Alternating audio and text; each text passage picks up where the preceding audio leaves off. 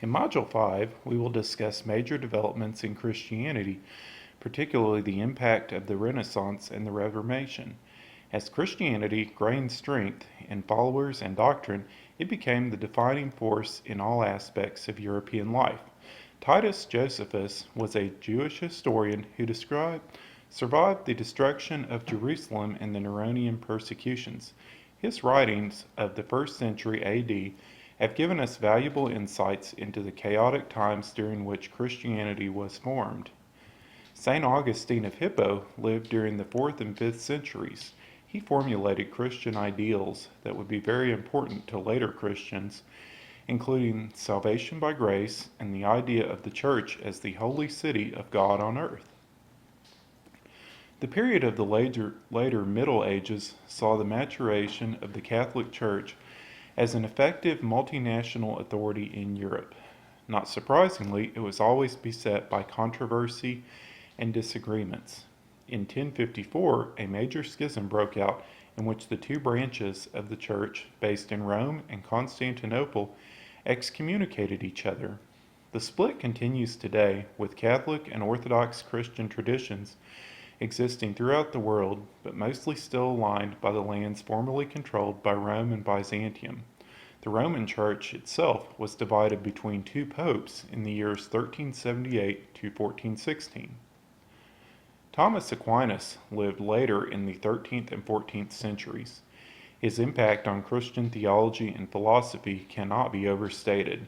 Aquinas attempted to reconcile Christianity with classical Greek philosophy, whose humanist ideas had influenced the development of European culture during the Middle Ages. His great work, Summa Theologica, and the Eucharistic hymns he wrote continue to be read and sung today.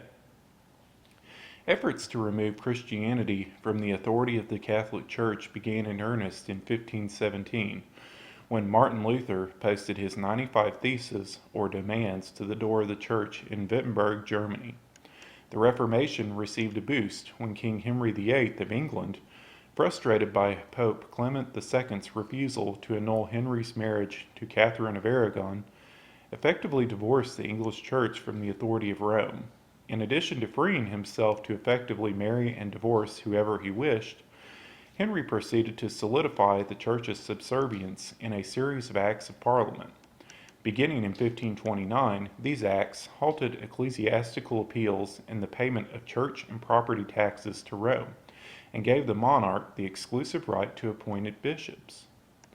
Not to be outdone, the Catholic Church did respond with reforms of its own, commonly called the Counter-Reformation. Beginning in 1545, the Catholics held a series of ecumenical meetings in Italy called the Council of Trent. Over an 18-year period, the council crafted official church positions on Protestant heresies and essential doctrines of the church. It also issued decrees of reform, which partially answered Protestant charges. Rome still commanded the respect and fear of governments and monarchs. In 1553, Mary I ascended the English throne. The daughter of Henry's first wife, Catherine of Aragon, Mary set about placing England back within the Catholic fold. Anyone who dared defy her, or even was suspected of having divided loyalties, was executed, often by burning at the stake. Mercifully, Bloody Mary's reign came to an end after only 5 years in 1558. She was replaced by the Protestant Elizabeth I, who tried to strike a conciliatory tone between the two sides. The 16th century Reformation established the model for modern Christianity, although it seems to have happened very slowly. Most of today's theology is based on or influenced by the great religious minds of the era. John Calvin's Institutes of the Christian Religion made a profound impact on Reformed Christianity on the continent and continues to be read today by many modern Presbyterian, Baptist, and Reformed churches today. English Catholic Sir Thomas More was possibly the greatest humanist philosopher of his time. His book, Utopia, contains More's concept of an ideal state. More was also fiercely opposed to the Protestants and was executed for treason by the state that he had served so well.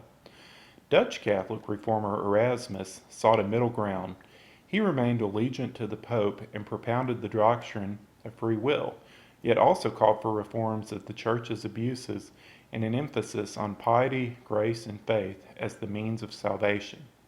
Erasmus' efforts to practice a Christianity which contains the good attributes of both Catholic and Protestant traditions would be repeated by John Wesley and the Methodist movement in England and America some 200 years later.